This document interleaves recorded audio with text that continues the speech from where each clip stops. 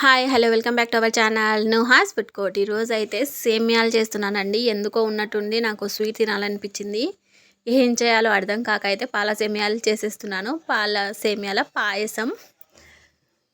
ఫస్ట్గా అయితే ప్యాన్ పెట్టేసి నెయ్యి వేసి జీడిపప్పు వేయించి తీసుకున్నాను. దాని తర్వాత అయితే సేమియాలు వేసి వేయిస్తున్నాను కొద్దిసేపు.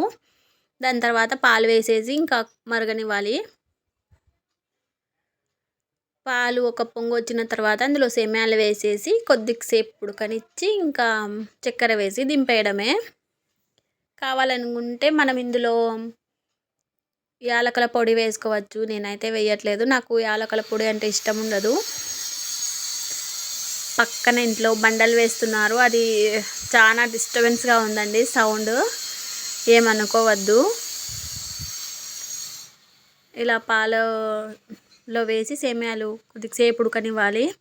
సన్న సేమ్యాలు కాబట్టి తొందరగా అయితే ఉడుకుతాయండి, ఎక్కువసేపు ఏం పట్టదు.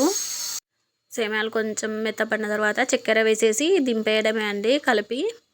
ఇంకా మనము జీడిపప్పు వేసి గార్నిషింగ్ చేసేసుకొని తినేయడమే. ఎంతో రుచికరమైన సేమియాల పాయసం రెడీ అండి. సింపుల్ అండ్ ఈజీ, తొందరగా అయిపోతుందండి.